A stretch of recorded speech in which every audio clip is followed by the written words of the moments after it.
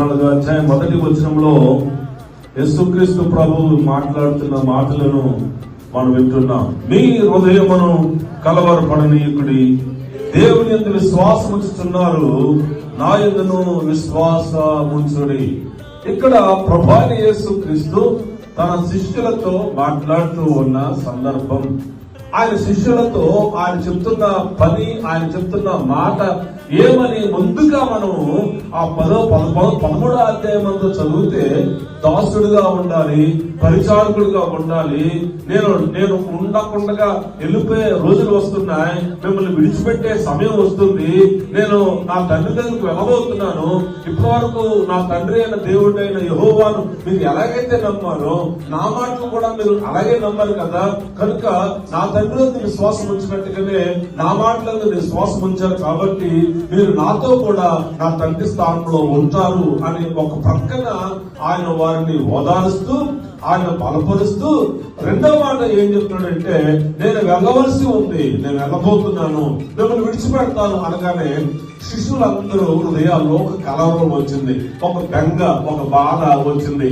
ఎలాగో ఉంటుంది ఆ బాధ, బెంగ అని అంటే, ఎవరైనా ఒక ఉద్యోగానికి వేరే ప్రాంతానికి వెళ్తున్నప్పుడు ఆ తల్లిదండ్రులకు వారి హృదయంలో కలవరం ఏర్పడుతుంది. ఏదైనా భార్య ఏదైనా ఇతర దేశాలకు వెళ్ళినప్పుడు, లేదా ఉద్యోగరీత్యా ఏదో వెళ్ళినప్పుడు, మీరు విమానానికి వెళ్తున్నప్పుడు వాళ్ళు ఏమనుకుంటారంటే ఒక కలవరం, ఒక కన్నీళ్లు వస్తుంది. లేదా ఒక హాస్పిటల్కి వెళ్తున్నప్పుడు హాస్పిటల్కి వెళ్ళిన తర్వాత ఏమంటారో డాక్టర్లు అనే ఒక కన్నీరు, ఒక కలవరం హృదయాల్లో ఏర్పడతా ఉంటాయి. ప్రభువైన యేసుక్రీస్తు తన శిష్యులకు మాట్లాడుతున్న మాట ఏంటంటే, మీ హృదయమును కలవరపడనివ్వకండి. నేను వెళ్ళాలి, మీరు ఉంటారు, నేను వెళ్తాను. నా దేవుడైన యెహోవా నాకు అప్పగించిన పని అంతటిని నేను సంపూర్ణం చేస్తున్నాను, నేను వెళ్ళవలసిన పని అప్పటిది కనుక మీరు ఉండండి అనంటే, శిష్యులందరూ దుఃఖపడి, నువ్వు లేకపోతే ఎలా ప్రభువా, నువ్వు లేకపోతే మేము ఏం చేయగలం అనే అనేకమైన మాటలు వారు మాట్లాడుతున్నప్పుడు, ఈ వచనం అనగా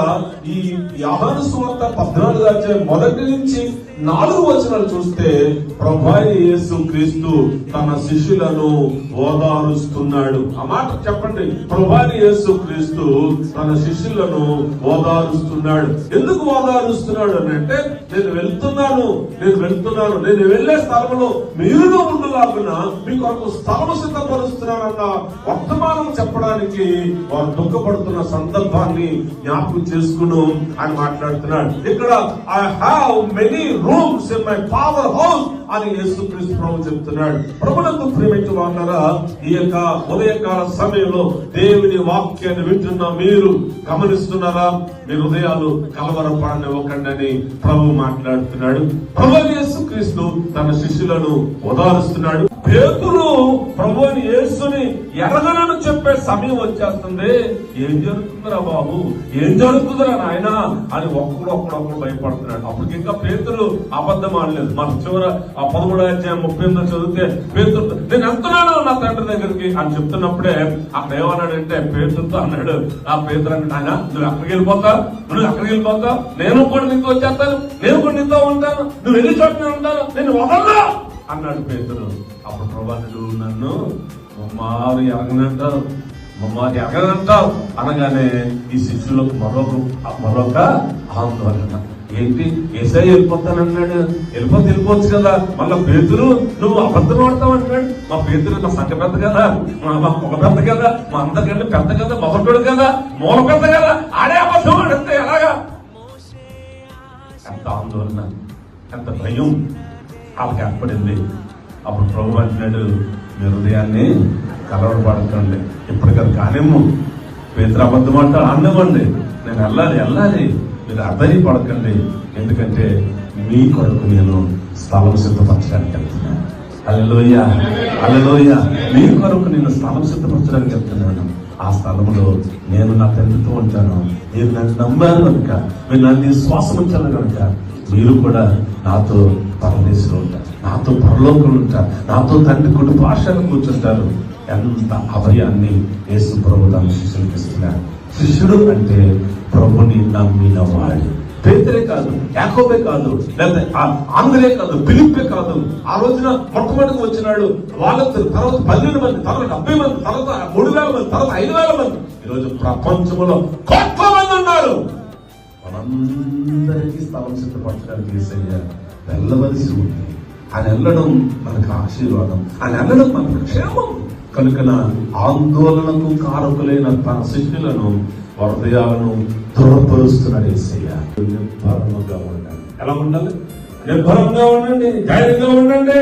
మీరు ధైర్యంగా ఉండేందుకే ఆయన విషయాలు తెలియజేస్తున్నాడు. నెంబర్ 1 ఏంటంటే ఆయన నమ్మదగిన వాడు. చప్పట్లు లేదు కనబడ. ఆయన నమ్మదగిన వాడు, ఆయన నమ్మదగిన వాడు. కనుక మీరు నిర్భరంగా ఉండండి. జరుగుతున్న వాటన్నిటినీ, పరిస్థితుల గురించి ఆందోళన, చింత, కంగారు, భయపడుతున్న వారిని జయించే మార్గం ఇదే అని క్రీస్తు వారికి బోధిస్తున్నాడు. మీ ఆందోళనలో, మీ కంగారులో, మీ భయములో, మీ విద్యుద్వాంస పరిస్థితుల్లో యేసుని నమ్ము.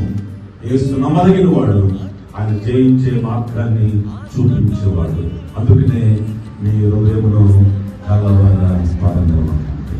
ఇదన్నా మన జీవితాల్లో కలవరాలు చాలా ఉన్నాయి, కన్నీటి గాథలు ఎన్నో ఉన్నాయి. కదిలితే ఎన్నో సమస్యలు ఒక్కొక్క ఇంట్లో నుంచి బయటికి వస్తాయి. ఎవరైనా సాక్ష్యం చెప్తుంటే నా గుర్తు కావాలి, నా పరిస్థితి పూర్వం ఎలా ఉంది, ఇప్పుడు ఏమయ్యాను, ఇప్పుడు ఎలా ఉన్నాను. అదే మన జీవితంలో పశ్చాత్తపడే కారణాలు, ప్రభువు వెతికే కారణాలు, ప్రభు నుండి మేలు పొందే కారణాలు. మీ హృదయాలను కలవరపడదు. ఈ రోజున మన